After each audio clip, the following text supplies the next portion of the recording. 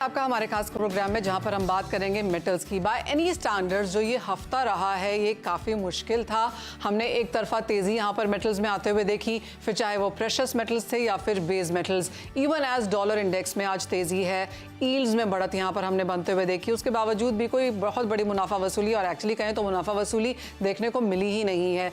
तो speculative trade तो यहाँ पर ऑन द स्ट्रॉन्गर साइड है ही, और ये तेज़ी उस समय में है जब अब बाजार ये प्राइस इन करने लगा है कि शायद ही यूएस फेड की तरफ से हम जून में रेट कटौती आता हुआ देखेंगे। वो शायद सितंबर तक यहाँ पर पुश आउट होता हुआ नजर आएगा। उसके बावजूद भी जिस तरह का ये बाजार है उसे कैसे समझें। अब आने वाले एक हफ्ते के लिए, एक महीने के लिए, क्वार्टर के लिए भी अगर आपको स्ट्रैटेजी बनानी हो तो क्या करना चाहिए, फंडामेंटल्स एंड चार्ट्स किस तरह से रीड करें, इन सब पे मदद करने के लिए हमारे साथ जुड़े हैं मोतीलाल ओसवाल के किशोर नारने, आनंद राठी के नवीन माथुर और एनके चार्ट्स के टेक्निकल एनालिस्ट निशांत कुमार। आप सबका कार्यक्रम में स्वागत है। बहुत डिफिकल्ट पीरियड्स हैं, कैसे रीड किया जाए बियॉन्ड इमेजिनेशन है। जी हाँ, आप सभी ने यहाँ पर तेजी की बात की है, लेकिन इतनी जल्दी इतनी ज्यादा तेजी शायद बाजार एक्सपेक्ट भी नहीं कर रहा था। हम काफी सारे ट्वीट्स पढ़ते हैं किशोर, जिनमें कहा जाता है कि हाँ मैं सोना लॉन्ग हूं, लेकिन इतना इनसेन मूवमेंट तो मैं एक्सपेक्ट कर ही नहीं रहा था। $2400 पे अब हम यहाँ पर खड़े हैं। कैसे देखते हैं आप प्राइसेस? अब यहाँ से अगर और भी रैली जाती है तो उसे क्या चीज सपोर्ट करेगी? Good evening Manisha. I think सबसे जो सरप्राइज हमेशा मार्केट्स में ये होता है कि ये टाइमिंग का है। मार्केट को इसलिए बोलते हैं, बहुत बड़े बड़े एक्सपर्ट्स भी बोलते हैं कि मार्केट को टाइम करना आसान नहीं है। राइट। सो आप हमेशा आप एक लेवल तो आप प्रेडिक्ट कर सकते हैं कि बट कब आएगा, कितना तेजी से आएगा, कितना मंदी में आएगा, वो समझना बहुत डिफिकल्ट है। सो markets always surprise you on that.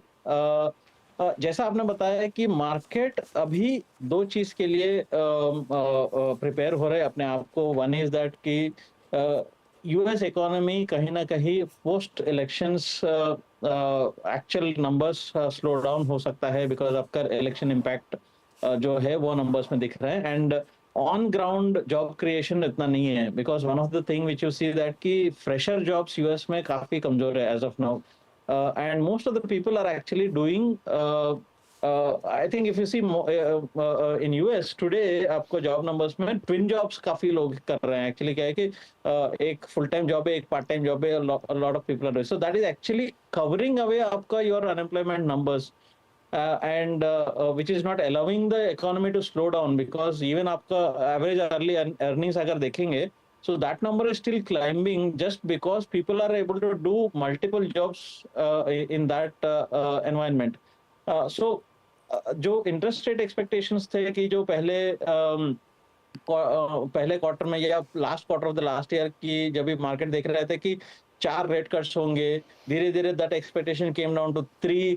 Today market is standing at 2 rate cuts in 2024 calendar year. Probably there is 60-65% chance that 3 rate cut होगा, but 2 rate cut तो काफी हद तक डिस्काउंटेड है।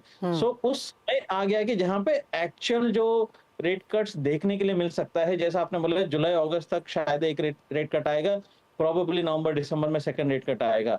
So markets are actually pricing and discounting that fundamental factor at this point of time. And second is that the central bank buying, especially Chinese central bank buying, is actually anchoring gold prices at this point of time. किशोर, आप अगर हम CFTC का data देखें तो कोई बहुत ज़्यादा all time high पे कॉन्ट्रैक्ट्स या volumes on the longer side वहाँ पर नहीं हैं। ऑफ कोर्स हम 2021 या 22 के हाइज पर हैं जहाँ पर लॉन्ग्स की बात है। आप कहेंगे जो ये हाइज भी बन रहे हैं, ग्लोबल सेंट्रल बैंक्स कितना खरीद रहे हैं हमें पता है, बट इज इट इनफ कि प्राइसेस ऑल टाइम हाइज जाएं गोल्ड में? और दूसरा, जिस तरह की रिपोर्ट्स हैं कि स्मॉलर वॉल्यूम्स में भी अब ऑल टाइम हाइज लग रहे हैं। Yeah, of course. Actually, that was one of the things which I missed communicating. See, central banks buying, of course, जैसा मैंने बोला कि it is anchoring the price. It's actually not driving the price. Correct. Number one. Number two is that investment demand जो है, it's a very very fickle demand कि आप suddenly spot आता है and suddenly वो बाहर भी जाता है। आपको ETF holdings हो, SPDR का आप डेटा देखें, या overall अगर global स्मॉल इन्वेस्टर्स, आप रिटेल बोल सकते हैं या HNI बोल सकते हैं, दैट इन्वेस्टर्स का इन्फ्लक्स है मार्केट में। This is not turning into the physical demand of gold, but there is a lot of demand on the financial side of the gold. So that is actually driving the prices. the volume of contracts even on COMEX is not very encouraging at this point of time. But there is also another factor which is called producer de-hedging. Actually जो rollovers होना चाहिए था जो sellers का, जो producers का, वो rollovers नहीं हो रहा है because there are two reasons for that. The rollover premiums are not attractive. They are actually close to an all-time lows.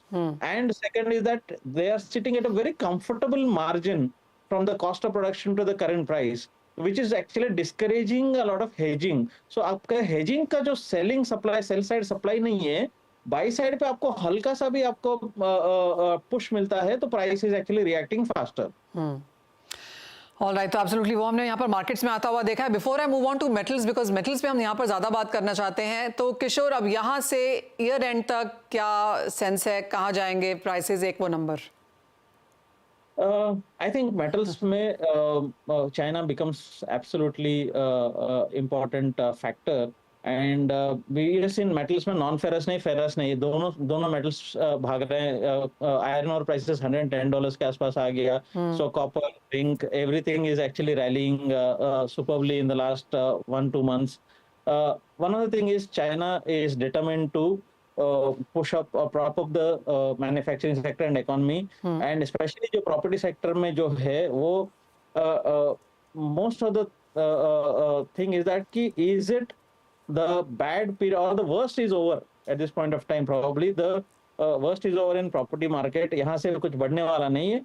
Second is government is determined to boost the equipment investment. Equipment investment का मतलब especially on the trade-ins, on the consumer goods side, on replacement of your machinery etc. उसमें काफी subsidies दे रहे हैं economy को prop up करने के लिए. I think they have announced that कि in the next 3-4 years that will be a major driving factor. So that is where actually non-ferrous metals are coming into play. If that industry demand comes, especially replacement of equipment का demand आता है, that could be a huge demand spurt आ सकता है. That is what getting priced in. Okay.